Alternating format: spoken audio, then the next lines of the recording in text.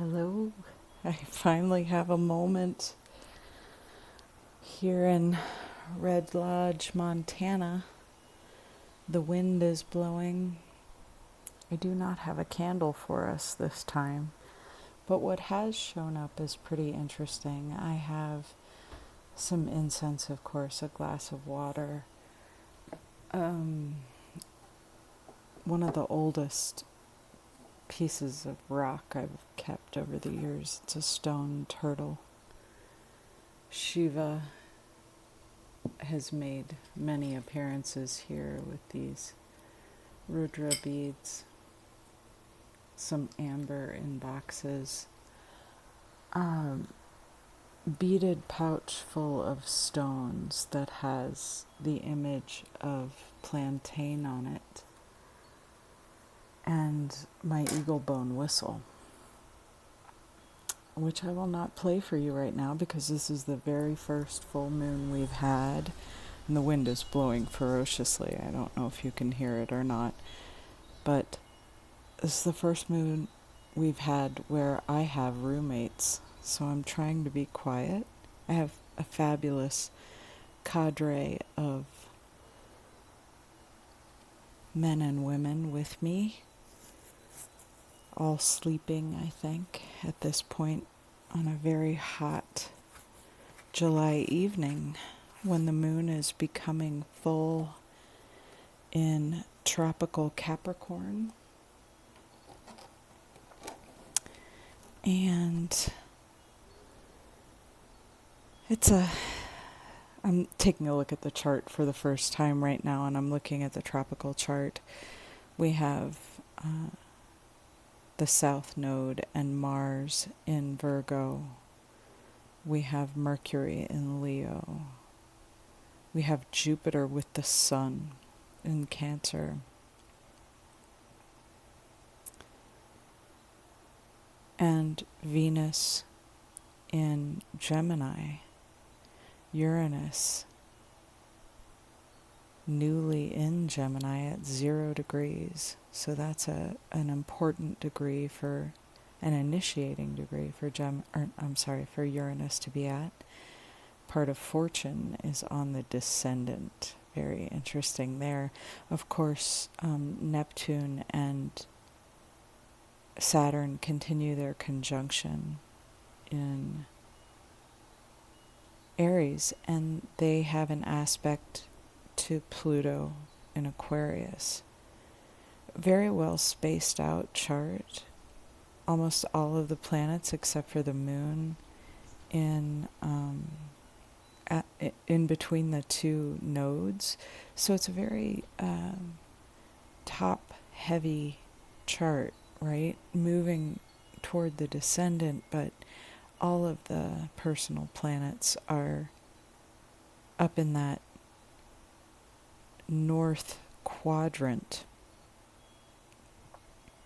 The first quarter of that chart, and then we take a quick look at the sidereal chart, and we find, I'm doing this on my phone, we find the moon in Sagittarius, and a late degree of Sagittarius, and the sun in Gemini with Jupiter there. Brings Neptune and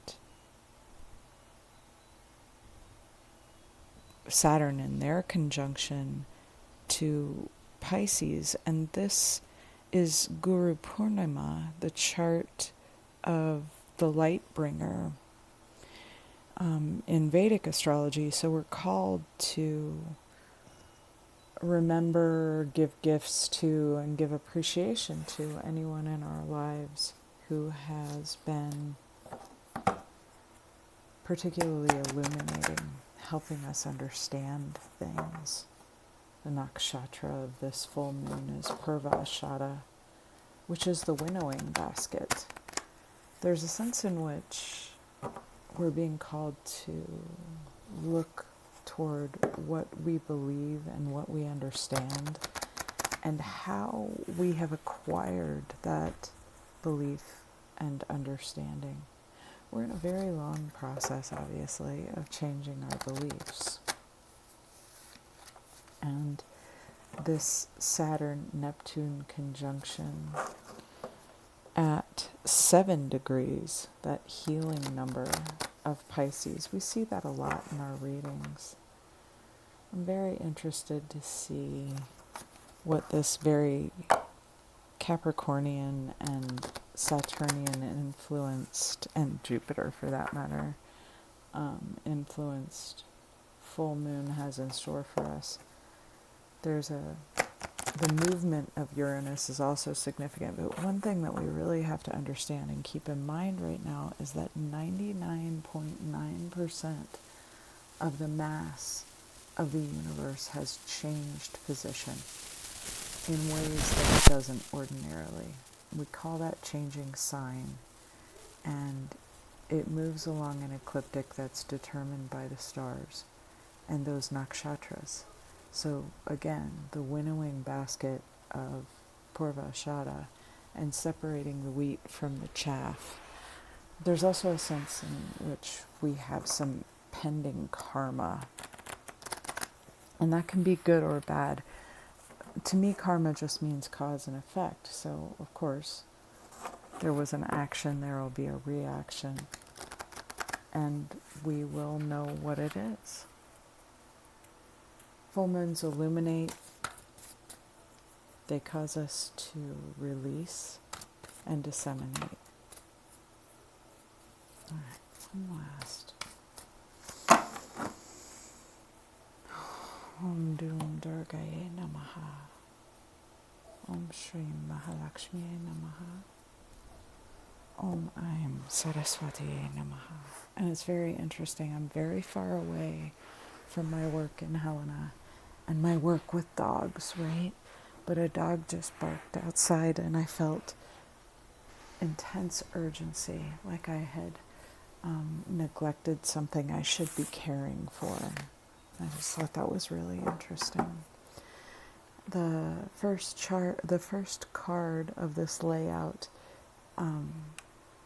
tells us about the querent, or who we are in the next 2 weeks. And we are power. This is an 8 card. This is a transmutation card. The horse, like the quadrants of the zodiac in the chart, signifies movement, signifies quickness. In Vedic astrology, the Ashwins are the twins of the initiation sign, first degrees of Aries, and they are also great healers. So it comes with the sense that with movement comes healing. With healing comes power. And that's who we are in the reading. We are the motor of the reading. We are the action. We are crossed by scrutiny. Mouse touches everything with its whiskers. It's like, I imagine dogs saying sometimes, if it's not in my mouth, is it even real? Like, if I can't materially touch it, if it isn't part of the materialist structure of my life, can I know what it is? And this begs another question, a more important question, what is my relationship to the unseen? And when you're dealing with Saturn, it seems like our relationship is all about what we see. And then there's this moon in the sky, right? That changes shape, moves in mysterious ways, and influences our behavior in ways that we can't always control. So there is something unseen, and this card is telling me that we've been ignoring it because we are crossed by scrutiny. We are power crossed by scrutiny, very significantly. This is founded in transmutation. It's a 6. It's Venus's number. It's important to remember that even what looks hateful is all a form of love that we don't yet understand.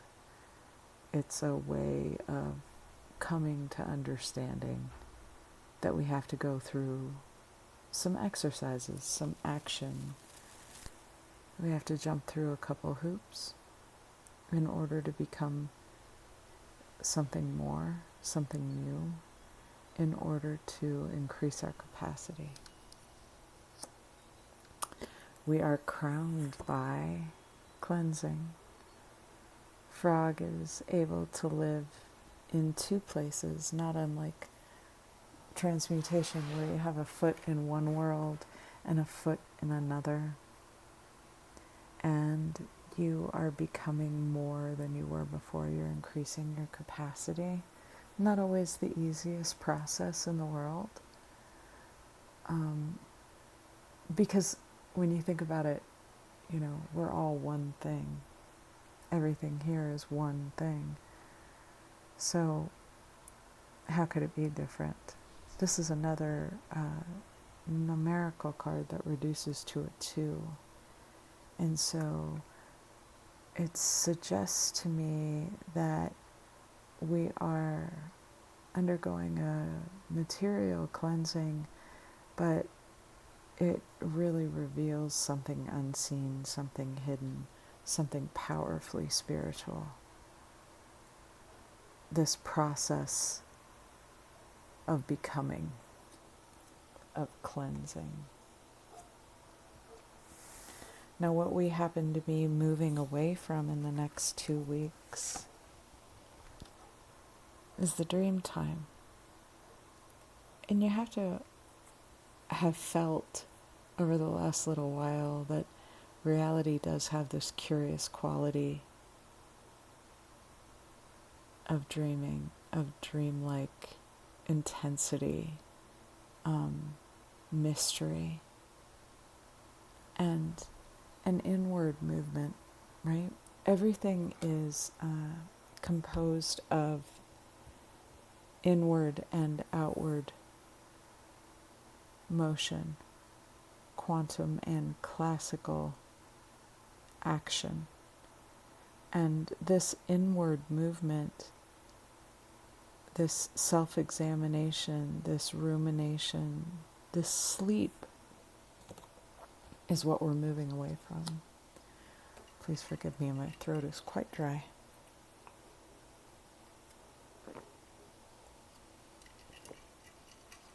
And we're moving toward grace, one of my favorite cards, because the swan is the vehicle for the goddess Saraswati, the beautiful goddess of wisdom and knowledge and learning and education and refinement. My Ishtadeva and my guru, my light bringer. And at Guru Purnima, I think it's a really beautiful thing to be taught, shown, told that we're moving toward her grace, her understanding, right? There's definitely a sense that the power that we are is moving through a transmutation of the way it has judged and scrutinized in the past. It only saw a certain amount of what was possible, but when the doors of perception are cleansed, we can see more clearly. It's a fancy way, maybe, of saying hindsight is 20/20. Moving toward grace. We begin. I knew we were going to see it. We begin with Mother Earth.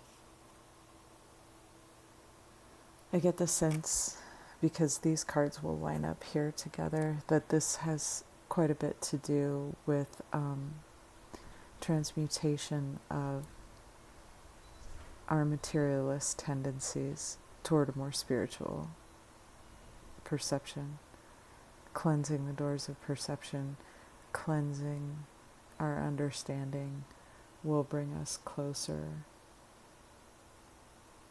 to the foundation of our existence, the foundation of the earth, right? The turtles on top of turtles on top of turtles, supporting the world soul. A creature that can move both inward and outward, once again, quantum and classical. It's a both and world, baby.